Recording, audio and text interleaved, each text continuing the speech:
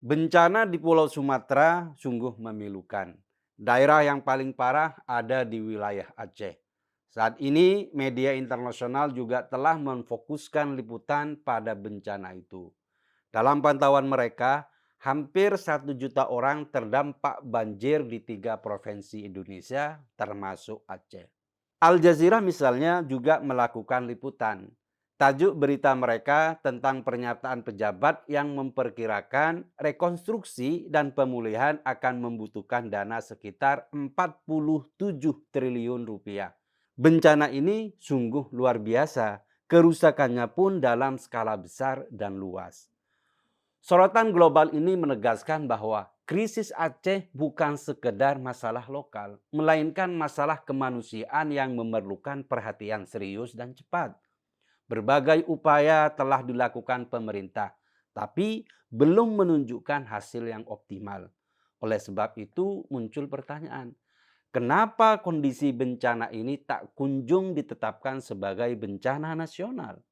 Padahal rakyat Aceh berharap ada bantuan asing masuk, tapi kenapa itu dipersulit?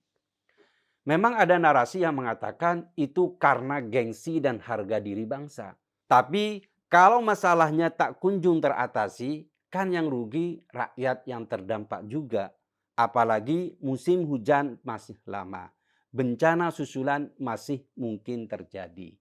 Pemerintah Aceh secara resmi telah menyurati 2 lembaga internasional UNDP dan UNICEF untuk ikut membantu penanganan pasca bencana. Kedua lembaga itu memiliki pengalaman menangani bencana besar, termasuk tsunami pada tahun 2004. Sehingga keterlibatan mereka diharapkan mempercepat pemulihan dan memastikan standar bantuan kemanusiaan terpenuhi. Banjir bandang belum benar-benar pergi dari Aceh Tamiang, tapi negara sudah lebih dulu terlihat lelah. 14 hari pasca bencana, lumpur masih menutup jalan, rumah-rumah roboh belum dibangun ulang, dan malam tetap gelap gulita. Yang belum pulih bukan hanya infrastruktur, melainkan rasa aman. Warga hidup di antara puing, ketidakpastian, dan janji listrik yang tak kunjung menyala. Listrik menjadi penanda paling kasat mata dari absennya negara. Ia hanya sempat menyala ketika Presiden Prabowo Subianto datang. Lampu hidup, tiang berdiri. Malam terasa sedikit lebih ramah. Namun itu singkat. 2 hari setelah kunjungan, gelap kembali menelan Aceh Tamiang.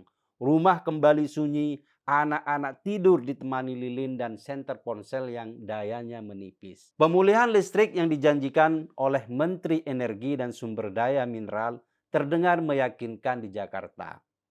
Namun di Tamiang mayoritas masih gelap. Yang menyala hanya saat kamera hadir, padam kembali setelah rombongan itu pergi. Inilah wajah telanjang pembangunan infrastruktur pasca bencana yang lambat dan reaktif. Negara bergerak ketika sorotan datang, lalu mengendur ketika sorotan itu pergi. Banjir bandang merusak jembatan, jalan desa, dan jaringan listrik.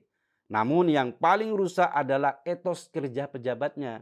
Tak ada percepatan berarti, tak ada langkah darurat yang efisien. Status bencana nasional tak kunjung ditetapkan. Tawaran bantuan luar negeri disikapi hati-hati berbalut gengsi, seolah penderitaan warga bisa menunggu proses administrasi. Di lapangan, situasinya jauh dari terkendali. Lumpur masih menutup jalan, akses beberapa desa terputus, alat berat datang terlambat, pembersihan berjalan lamban. Infrastruktur dasar seperti jalan, listrik, air bersih belum berfungsi secara optimal. Negara terlihat hadir tetapi tidak sepenuhnya bekerja. Aceh Tamiang bukan hanya soal lambannya pemulihan. Bencana ini bukan semata akibat hujan lebat. Hujan hanyalah pemicu. Akar persoalannya adalah kerusakan ekologis yang telah lama dibiarkan. Penebangan hutan di wilayah hulu berlangsung masif. Lereng terbuka, tanah kehilangan daya ikat, air hujan turun serentak membawa lumpur dan kayu ke hilir. Sungai tak lagi menyalurkan, melainkan menghancurkan. Pembukaan lahan perkebunan memperparah keadaan. Aktivitas tambang yang tak bertanggung jawab ikut mengubah kontur alam. Sungai dangkal, aliran air liar, ini bukan bencana alam murni, tapi ini bencana ekologis dan kebijakan. Tanpa keberanian menyentuh akar persoalan, pembangunan pasca bencana hanya memindahkan risiko. Jalan bisa dibangun ulang, tetapi banjir akan datang lagi. Listrik bisa dipulihkan sementara, tetapi gelap akan kembali. Selama hutan terus ditebang, tambang dibiarkan, dan lahan dibuka sembarangan, Aceh Tamiang hanya menunggu bencana berikutnya. Sebuah video viral memperlihatkan tenda BNPB baru dipasang 2 hari sebelum presiden datang. Sebelumnya, warga bertahan seadanya, mengungsi di rumah kerabat, berteduh di bangunan rapuh, tidur beralas terpal. Video itu bukan sekedar dokumentasi, ia kesaksian. Kehadiran negara seringkali mengikuti jadwal kunjungan atasan, bukan urgensi penderitaan warga. Video lain menunjukkan anak kecil berjalan puluhan kilometer bersama orang tuanya. Jalannya tertatih, di titik tertentu ia tak kuat. Ayahnya menggendongnya. Mereka berjalan di lumpur licin dan jalur berbukit curam. Setiap langkah adalah perjuangan. Mereka berjalan bukan menuju sekolah, bukan tempat bermain, tetapi menuju tempat sedikit lebih aman dari banjir yang belum surut. Ada pula potongan gambar seorang ibu memeluk anaknya di tenda yang gelap. Lampu tak menyala, udara lembab, nyamuk berterbangan. Anak itu bertanya, kapan pulang? Ibu itu terdiam bukan karena tak mau menjawab, tetapi ia tak tahu apa jawabannya. Presiden Prabowo saat berkunjung meminta maaf karena kebutuhan warga belum terpenuhi, termasuk listrik. Permintaan maaf itu penting menunjukkan pengakuan. Namun bagi warga yang sudah 2 minggu hidup dalam gelap, itu belum cukup. Mereka tidak menuntut kemewahan. Hanya lampu menyala, jalan bisa dilalui, dan rumah bisa ditempati kembali. Keterlambatan pemulihan menunjukkan masalah struktural dalam manajemen bencana. Negara terlalu sering bergerak setelah tekanan publik, bukan berdasarkan skala krisis. Padahal banjir bandang menghancurkan ruang hidup dan melumpuhkan ekonomi warga.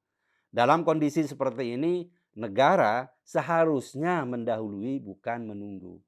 Di tengah semua kekacauan ini, kepemimpinan daerah juga menjadi sorotan. Bupati Aceh Selatan justru memilih berangkat umroh saat warganya menghadapi krisis. Tindakan itu menambah luka masyarakat. Kepercayaan publik runtuh. Mereka membutuhkan pejabat yang hadir di lapangan, bukan yang pergi jauh ketika rakyat terperangkap dalam lumpur dan gelap. Listrik bukan sekedar fasilitas teknis, ia simbol kehadiran negara. Ketika listrik mati berhari-hari, pesannya sederhana. Warga belum menjadi prioritas. Ketika listrik hanya menyala saat presiden datang, pesan itu menjadi lebih menyakitkan. Aceh Tamiang hari ini adalah cermin tentang bagaimana negara hadir saat warganya paling membutuhkan uluran tangan. 2 minggu berlalu bagi warga yang kehilangan rumah, listrik, dan rasa aman. Setiap malam tanpa lampu adalah malam yang panjang. Setiap jalan berlumpur adalah hambatan menuju pemulihan. Setiap janji yang tak ditepati adalah luka yang baru. Pembangunan pasca bencana seharusnya bukan proyek pencitraan, melainkan tugas kemanusiaan. Ia menuntut kecepatan, keberlanjutan, dan keberanian membenahi akar masalah. Hutan yang ditebang, tambang yang merusak, lahan yang dibuka sembarangan, serta kehadiran pejabat yang bertanggung jawab. Tanpa itu, negara akan terus terlihat hadir di permukaan, tetapi absen di kehidupan nyata warga. Aceh Tamiang hari ini tidak membutuhkan banyak pidato. Ia membutuhkan lampu yang benar-benar menyala setiap malam. Jalan yang aman dilalui, hutan yang dipulihkan, dukungan internasional yang efektif, dan aparatur yang tidak hanya datang berkata maaf, tetapi tinggal memikul tanggung jawab.